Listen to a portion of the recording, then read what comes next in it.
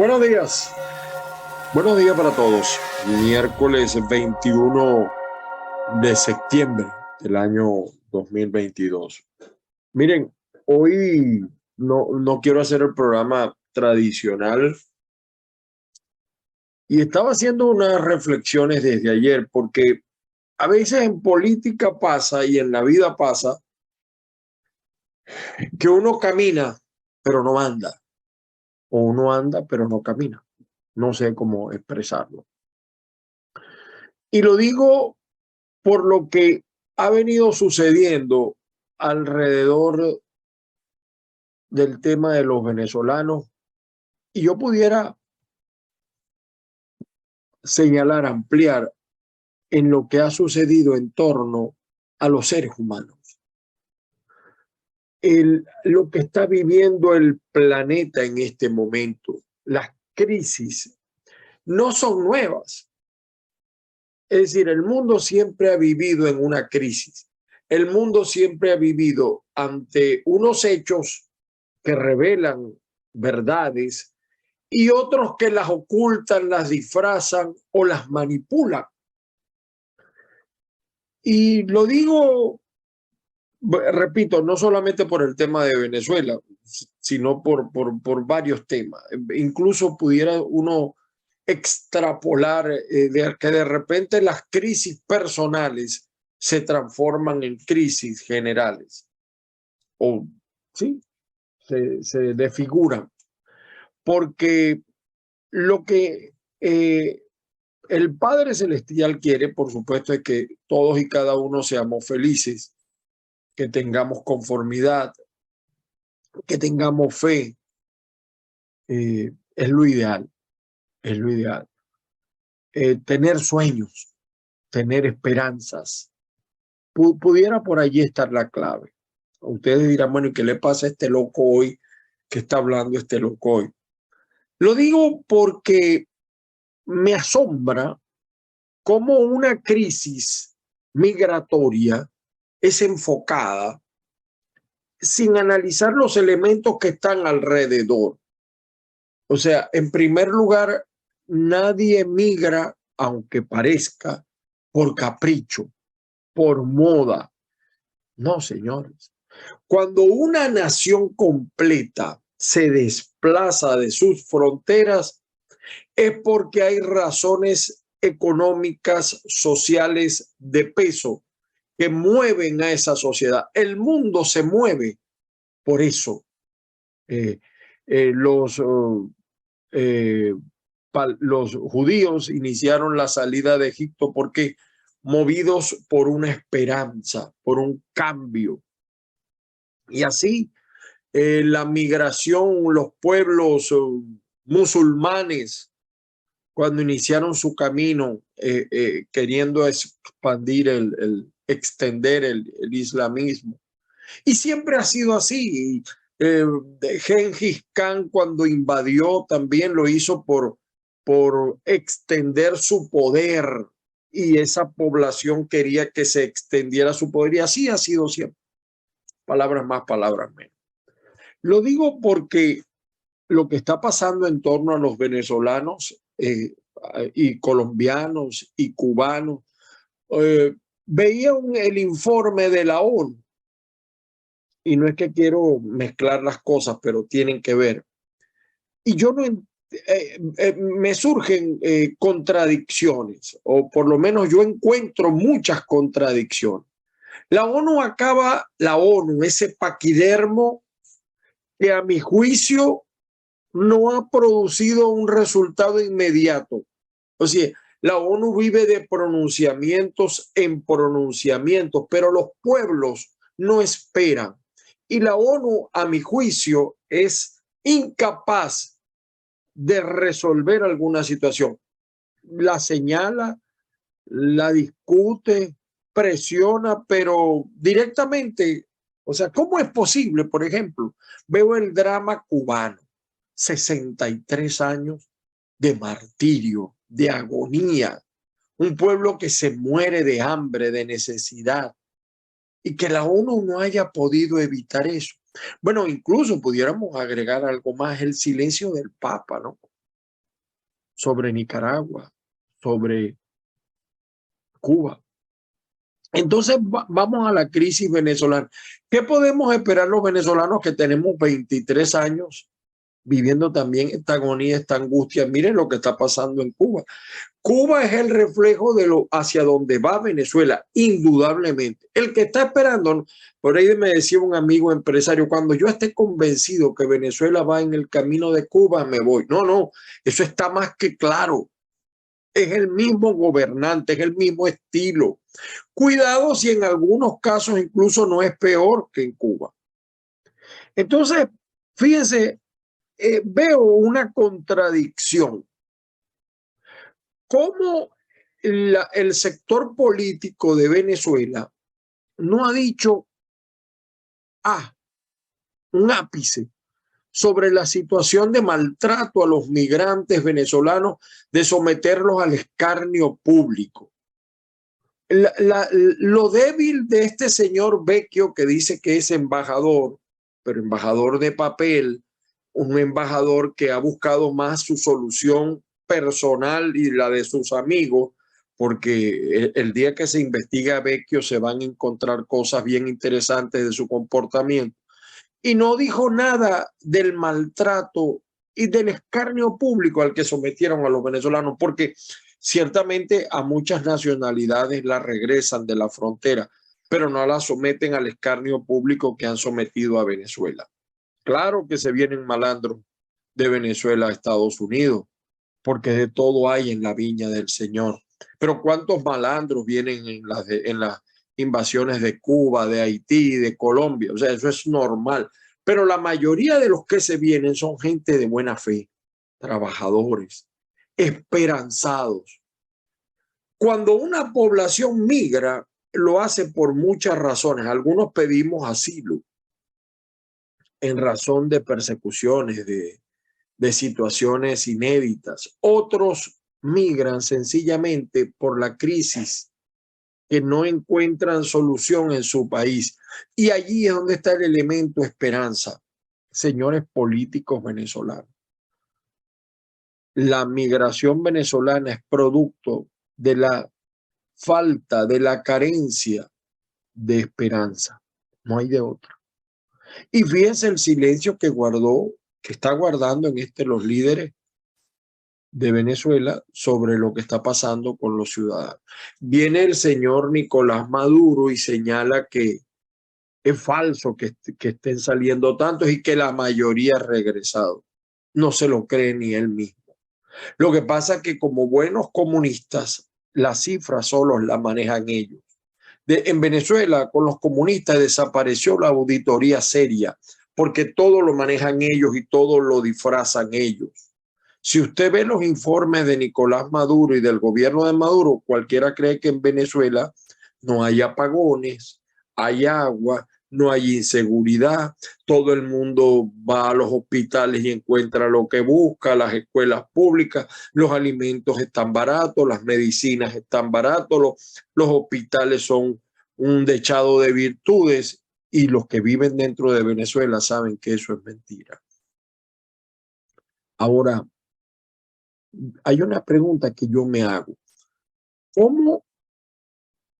Y el programa de hoy tenía otros ingredientes, pero lo deseché, de verdad, porque yo no entiendo cómo se va a pedir un diálogo.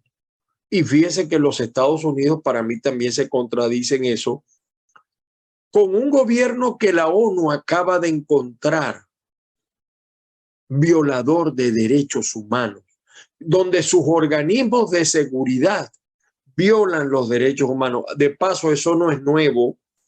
Eso no es nuevo. Todo el mundo sabe que en Venezuela la DGCIN, el SEBIN, no le para ni a los tribunales, que ya son chavistas también. Todo el mundo sabe que el fiscal Taret es puesto por el chavismo, porque en un país serio, con un gobierno serio, él no sería fiscal, ni tampoco Luis Ortega hubiera sido fiscal.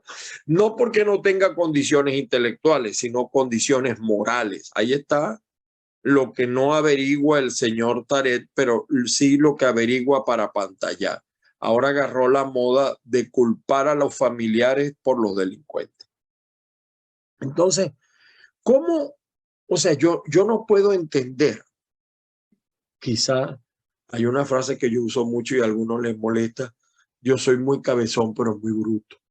Discúlpenme mi falta de cultura. ¿Cómo se pide un diálogo con un gobierno que la ONU, a pesar de lo lenta, de lo grande e inútil muchas veces de la ONU, encontró que el gobierno de Nicolás, junto con otros dos gobiernos, viola derechos humanos? Los organismos de seguridad practican la tortura. ¿Cómo tú te vas a sentar con unos tipos así? Disculpen, pero perdonen, yo sé que la vía es electoral. Yo puedo entender que la vía es electoral, pero con este gobierno, a mí me luce eso una contradicción. Y entonces Estados Unidos dice que si no se sientan a dialogar lo va a sancionar. Pero ¿cómo nos vamos a sentar con unos tipos que manipulan, que mienten descaradamente, que violan derechos elementales del ser humano, que tienen a un país soportando hambre, necesidad?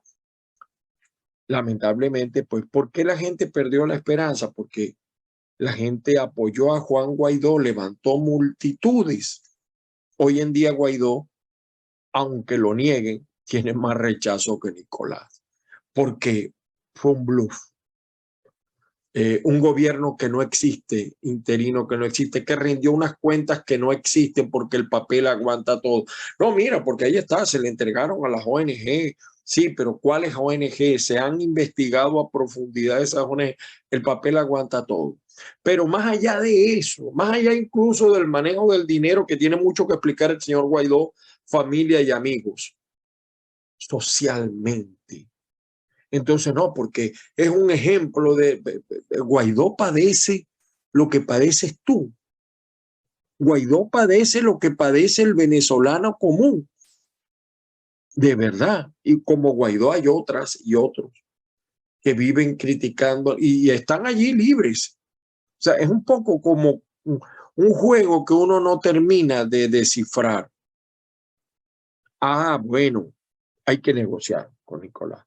Pero si vamos a negociar con Nicolás, estemos claros que es un gobierno que si es capaz de matar sus organismos de seguridad, como han matado venezolanos presos, no va a alterar el resultado de una elección que ya de por sí está alterada por el fraccionamiento de la oposición y de la llamada unidad. Pregunto yo, pregunto. Entonces, me parece contradictorio pedir un diálogo con un gobierno como esto.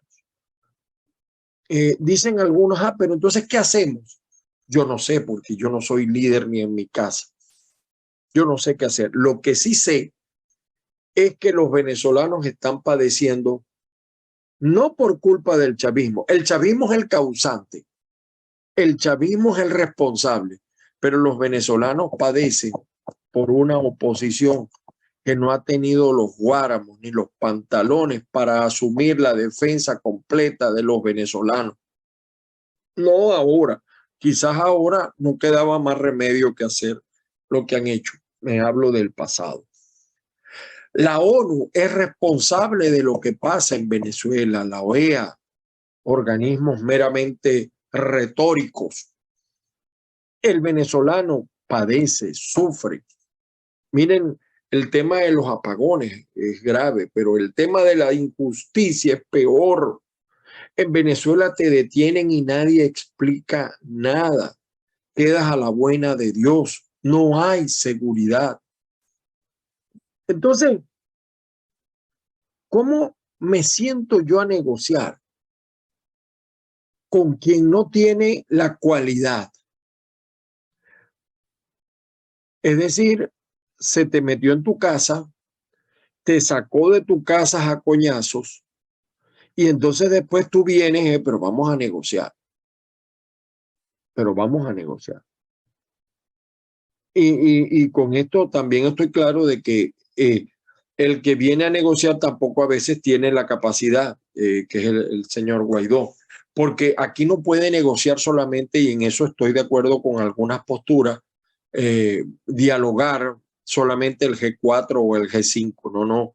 En ese diálogo hay que meter muchos elementos, partidos que no están allí, independientes, factores económicos, factores sociales. Ahí hay que, ese diálogo no puede ser solamente con quien representa unos intereses que durante 23 años, porque les duele y me seguirán diciendo lo que les dé la gana de decirme. Si nosotros tenemos 23 años de chavismo, madurismo, es porque la oposición no ha sabido hacer oposición, no hay de otra. El chavismo está haciendo lo que está preparado para hacer, para mantener un sistema, para mantener un dominio. Ahora, los opositores no hemos sabido, pues me incluyo, yo también soy corresponsable, pero la cabeza es otra. Los cabezas visibles son otros. Son responsables de lo que no han hecho estos 23 años. Entonces, de verdad me asombro y miren, vean ustedes esto, por cierto, que salió Rodríguez Laprea de Monómeros. Perdonen acá, oye, no me quiere cambiar acá. Bueno, por cierto, ayer dejaron solo a Boric en Chile. Es una cosa increíble, las delegaciones se levantaron y se fueron. Ajá, aquí está, miren, Rodríguez Laprea, puesto por Acción Democrática, sale y entra esta mujer, la Concha. Esto se sabía que iba a pasar porque ya el embajador de Colombia en Venezuela lo había anunciado y ya eso está arreglado. Y entonces allí entro en otra contradicción yo. ¿Cómo el señor Petro, que ayer dio un discurso como si fuera el nuevo Mahatma Gandhi del planeta, cómo se va a sentar a negociar y cómo le va a dar beligerancia a un gobierno cuestionado por la ONU? Y él estuvo en la ONU. O sea, es que, mire, aquí está Rodríguez Laprea. Entonces Leopoldo López y Guaidó dice que ellos no querían a este hombre, pero bastante que lo aguantaron y no dijeron nada. Y callaron. Ya cuando vinieron a hablar ya era tarde. Y miren ustedes acá las palabras a su llegada a Monómeros, el presidente. Vamos a escucharlo.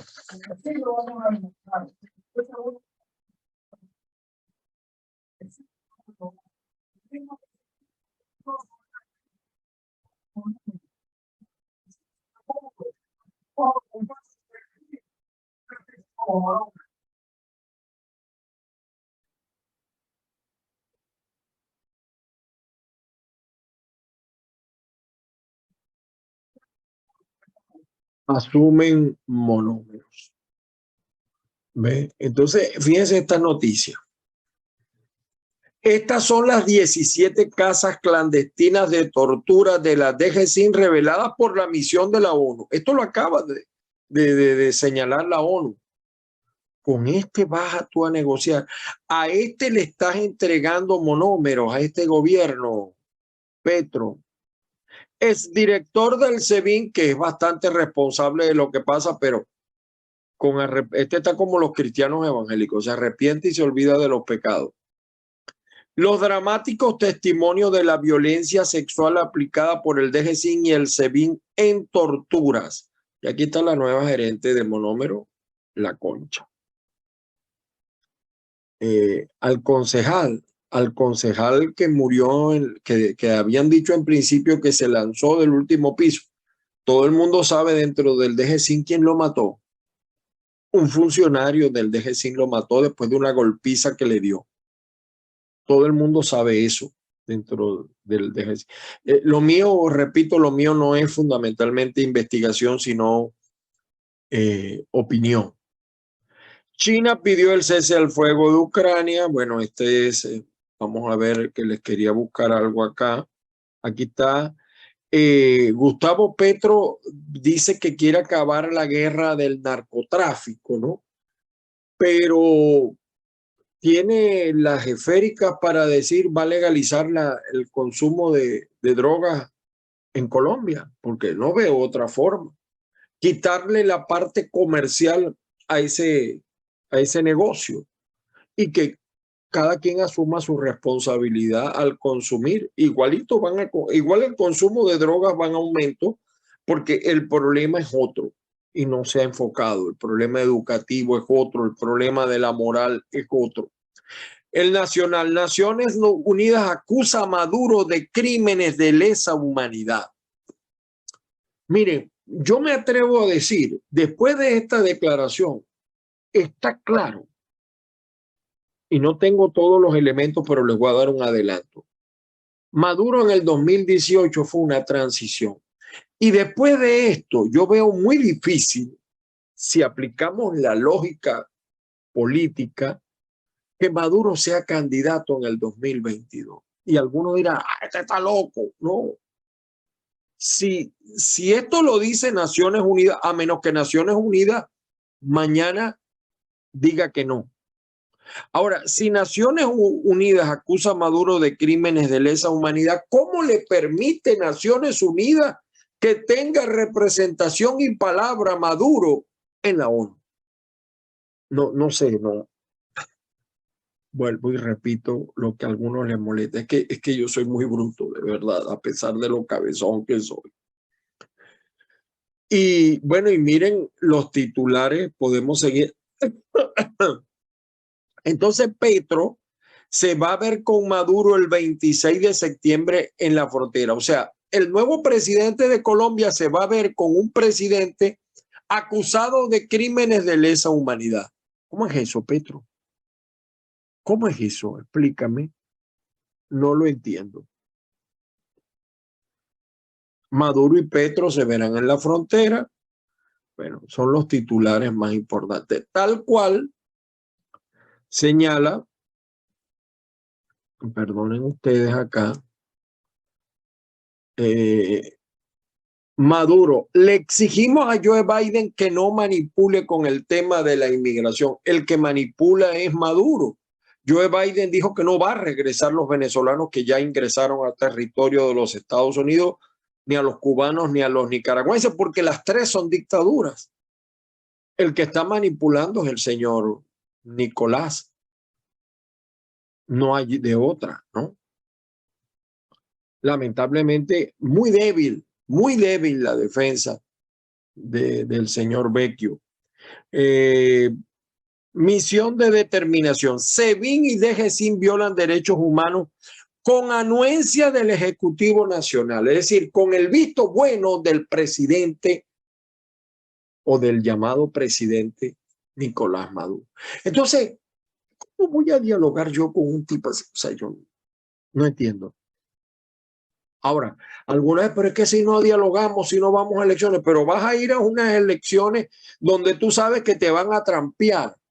Porque si es un tipo capaz de cometer esos delitos, ¿tú crees que no va a alterar un resultado? O que las Fuerzas Armadas no van a, las Fuerzas Armadas chavistas, leninistas, marxistas y fundamentalmente chavistas, como dice el vagabundo este del general que dirige el Ministerio de la Defensa, Vladimir Padrino. O sea, tú vas a ir a un proceso así, o sea, te vas a ir riendo para que te corten la cabeza. No entiendo, de verdad. Perdonen, a lo mejor mañana me explican o más tarde me explican. Maduro critica a Joe Biden por manipular cifras de migrantes. No, entonces las cifras las pone él. Pero al que le están ingresando por el territorio es el que maneja las cifras, no el señor Maduro, que nos tiene acostumbrados a la mentira, a decir mentira. Y fíjense lo que dice acá Guaidó: la ONU ratifica las denuncias sobre los crímenes de lesa humanidad en curso en Venezuela. Dice el señor Guaidó, pero ¿tú qué has hecho? Hiciste todo lo que te correspondía. ¿Asumiste realmente la defensa del país, la presidencia que nunca has tenido? Pregunto yo. Servicios de inteligencia bajo el régimen de Venezuela cometen crímenes de lesa humanidad contra la oposición, según la ONU. Pues entonces quieren dialogar. Y entonces Estados Unidos dice que si no dialogan, lo van a sancionar. Pero ¿cómo vas a dialogar con un bicho así? Pregunto yo, en esas condiciones. No sé, no entiendo. Venezolanos trasladados a Martha Vineyard presentan una demanda colectiva contra DeSantis, el problema interno acá contra el gobernador de la Florida. Eh, bueno, Colombia está anunciando los vuelos. Nuevos récords de inmigrantes son arrestados en la frontera entre Estados Unidos y México. Bolsonaro reveló ante la ONU el drama que vive Brasil por la llegada de venezolanos. Industria petrolera en Venezuela, el mayor fracaso del régimen de Maduro. Bueno, algunos de los titulares, repito, yo no quería hoy enfocarlo de esa manera, de esa forma. Aquí está la demanda colectiva contra DeSantis. O sea, pareciera ser que las ONG acá en los Estados Unidos defienden más a los venezolanos que quien dice representar a Venezuela, como es el gobierno interino a través del señor Vecchio. No sé, discúlpenme, perdónenme, ando de verdad pensativo porque no entiendo entonces cómo después del pronunciamiento de la ONU se habla de diálogo, dialogar con un gobierno responsable de delitos de lesa humanidad y que los niega y manipula. Usted va a dialogar con un tipo así, sin ninguna... ¿Dónde está la garantía? ¿Por qué no vacía las cárceles de los presos políticos? ¿Por qué no permite el voto de los venezolanos en el exterior? Pregunto yo. Por ejemplo, dos elementos que estamos señalando.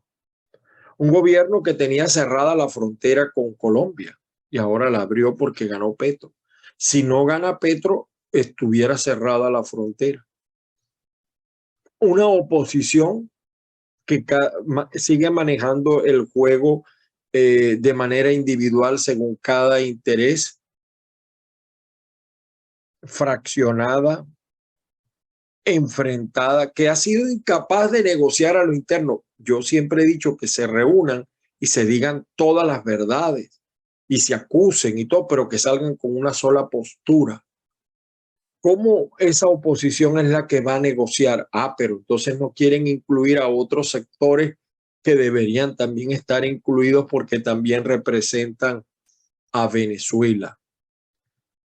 Y una oposición que no admite que si la gente se va del país y se está yendo, ustedes no tienen una idea de cómo se va la gente de Venezuela a cualquier precio, a cualquier costo, así tú le digas lo que le digas, porque la gente perdió la esperanza en la oposición. Lo primero que tiene que hacer la oposición es rescatar la esperanza, rescatar la credibilidad. Todos los partidos políticos y los que dicen ser líderes. Dialogar así con un responsable de delitos de lesa humanidad. Si ha sido capaz de hacerle eso a otros seres humanos, ¿usted cree que no tienen la capacidad de manipular, de condicionar un resultado electoral en el 2024? Que por cierto no se han sentado, ¿no? Estamos hablando de hipotéticos, pero los tipos aún no se han sentado, porque se van a sentar cuando les dé la gana. Y pidieron primero lo de Alex Saad y ahora es diplomático Alex Saad, unas figuras relacionadas con el chavismo que no tienen cómo justificar el dinero, la riqueza que tienen. Es el programa de hoy. Disculpen, pero creo que en momentos como estos los venezolanos tenemos que hacer un gran ejercicio de reflexión del país que tenemos y de lo que queremos. Los llamados líderes, los llamados dirigentes, tienen que hacer ese ejercicio, esa reflexión. Me alegró mucho de lo de la PREA porque el tipo estaba muy contento y yo se los decía ayer, creo, que lo iban a dejar por el momento, pero ya, ¿no? Viene la concha. Y esa se va a enconchar allí en Monómero. Informe de Monómero que sigue oculto, guardando el sueño de los justos, como otras cosas en este país. Las bendiciones del Padre Celestial para todos y cada uno. Gracias a todos los que nos ven y nos oyen a través del canal de YouTube Factores de Poder, también a través del streaming de avilaradioonline.com. Estamos también en los podcasts de Spotify, Spreaker, Instagram y por supuesto en todos los sistemas de podcast de Google, de Apple. Por cierto, ayer murió un ciudadano reconocido por la colonia cubana, Jorge Rodríguez de la Poderosa, donde yo hago un informe de Venezuela todos los días, de 86 años de edad, un gran luchador por la Cuba libre. Cuba que tiene 63 años, Venezuela tiene 23. Ojalá el año que viene celebremos la libertad de ambos países y de Nicaragua también. Feliz día para todos. Nos volvemos a escuchar mañana, Dios mediante.